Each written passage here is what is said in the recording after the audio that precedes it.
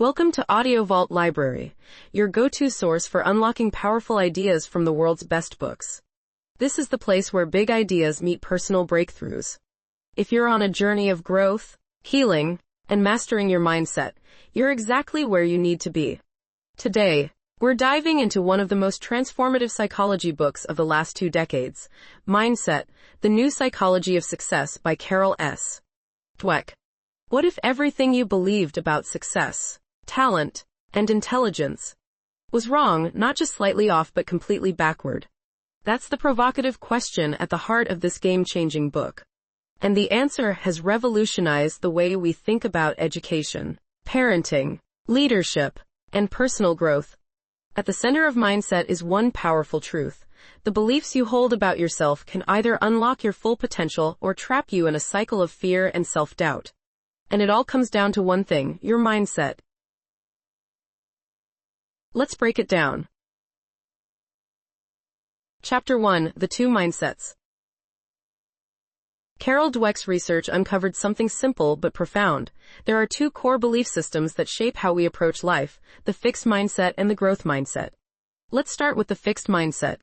This is the belief that abilities, like intelligence or talent, are set in stone.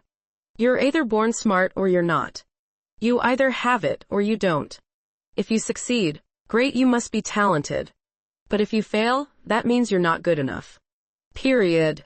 This belief system turns every challenge into a test of your worth. Every failure becomes a threat to your identity. Now contrast that with the growth mindset.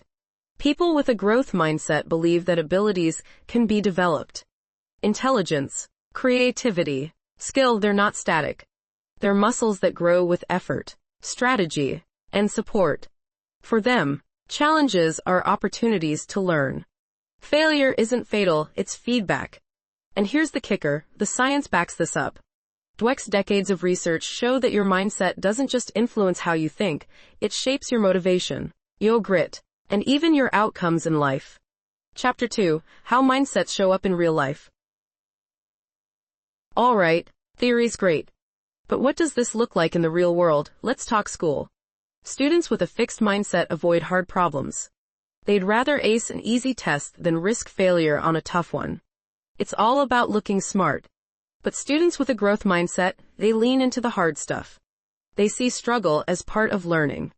They bounce back faster because they're not afraid of being wrong. Now let's shift to sports. Think about Michael Jordan, Serena Williams, Kobe Bryant. Were they born with freakish talent? Maybe. But what made them legends was relentless effort. Obsessive practice. A mindset that said, I can always get better. That's growth in action. In relationships, it's the same deal. People with a fixed mindset believe love should be effortless. If things get hard, they assume something's wrong. But growth-minded partners, they expect to grow together. They see conflict as a chance to understand each other better. Not as a sign of failure, but a path to deeper connection. And in the workplace, fixed mindset leaders play it safe. They surround themselves with yes men, avoid criticism, and fear looking incompetent. But leaders with a growth mindset, they seek feedback, admit mistakes, encourage innovation, and they build teams that aren't afraid to take risks or speak up. That difference, it can define the success or failure of an entire organization. Chapter 3, Where Mindsets Come From. So where do these mindsets actually start? A lot of it begins in childhood specifically, with how we're praised.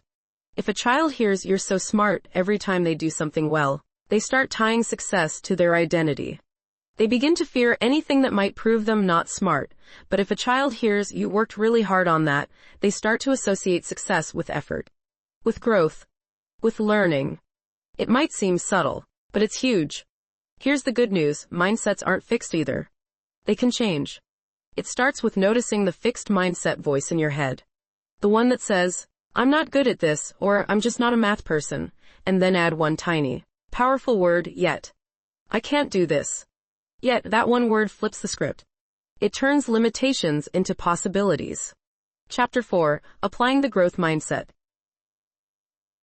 So, how do you bring this mindset into real life? Let's talk about parenting. If you want to raise resilient kids, Stop praising their intelligence and start praising their effort. Instead of saying, "You're so smart, try. You really stuck with that problem. I'm proud of how you didn't give up." Kids who are praised for effort become more willing to take on tough challenges. They're less afraid of failure and more curious about learning. Teachers play a huge role too. A teacher's mindset can literally shape the entire classroom.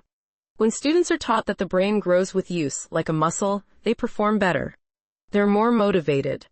They see mistakes not as proof they're dumb, but as steps in the learning process. In leadership, the growth mindset is a game changer. Great leaders admit when they're wrong. They ask for input. They reward experimentation, even when it doesn't pan out.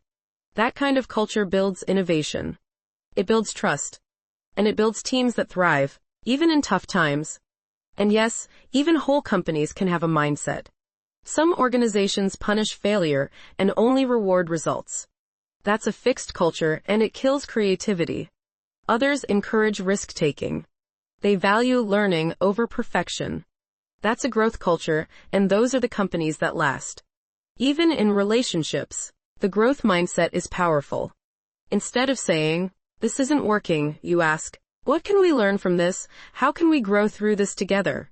It's not about tolerating bad behavior. It's about believing in the possibility of change, both in yourself and the people you care about. Chapter 5, The Journey to a Growth Mindset. Now here's the real secret. We all have both mindsets inside us. No one is 100% fixed or 100% growth. We all flip between the two, depending on the situation. The goal isn't to be perfect. It's to be aware. When your fixed mindset voice pipes up, and it will, don't try to silence it. Just notice it. Then talk back with a growth voice. "I'm not good at this" becomes, "I'm still learning." "This is too hard" becomes, "This is how I grow." Dweck outlines a few key actions for your mindset journey. Notice your fixed mindset triggers, talk to it with compassion and curiosity. Choose growth-oriented responses, take on challenges, reflect on your progress, celebrate effort, not just outcomes, and remember, this isn't about being blindly positive. It's about developing an accurate belief in your capacity to grow. That shift, it changes everything. Final thoughts. Mindset isn't just a book. It's a mirror, a manual, a wake-up call. It shows us that success isn't about proving you're good enough. It's about getting better. It reminds us that the most powerful word in personal development is only 3 letters long, yet. So the next time you hear that inner voice saying, "I can't do this," just smile and add a single word, "yet." Thanks for tuning in to Audio Vault Library. If this sparked something in you, hit like, subscribe, and share this with someone who needs it. Your mindset matters. And you have the power to shape it. See you in the next book.